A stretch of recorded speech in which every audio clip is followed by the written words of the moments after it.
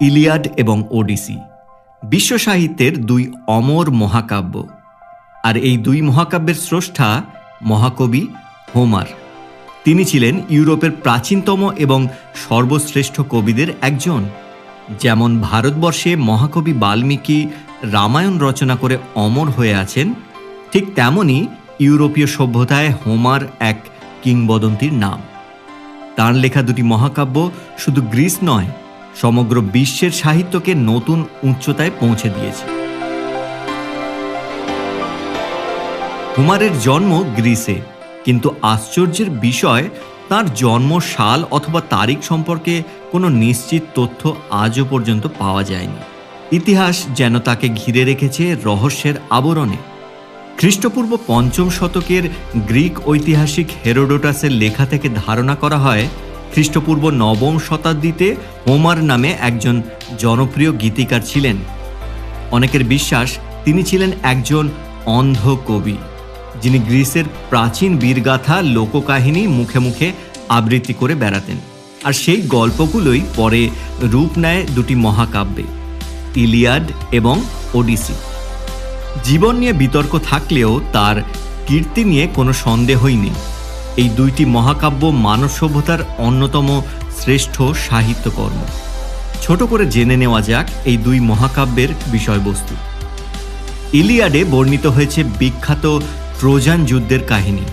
Troy রাজপুত্র Paris অপহরণ করে নিয়ে যায় গ্রিকের রাজা মেনেলিয়াসের অপরূপা স্ত্রী হেলেনকে, আর সেই ঘটনাই আগুন জ্বালিয়ে দেয় এক ভয়ঙ্কর যুদ্ধের, যা চলেছিল প্রায় ১০ বছর।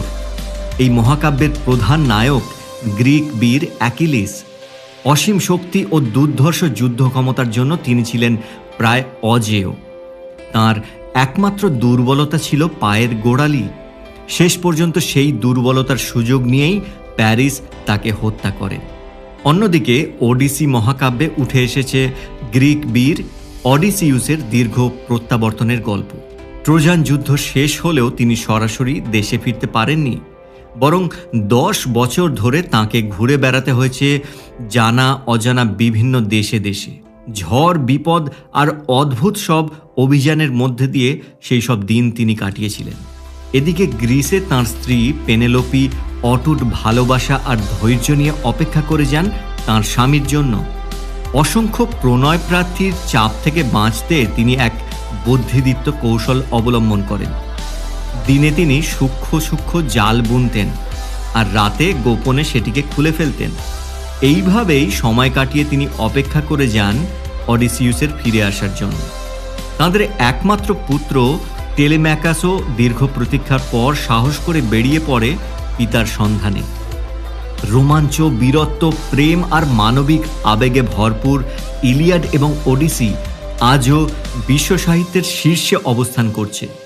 আর এই মহাকাব্যগুলোর মাধ্যমে মহাকবি হোমার হয়ে উঠেছেন চির অমর, মানব সভ্যতার ইতিহাসে এক উজ্জ্বল নক্ষত্র।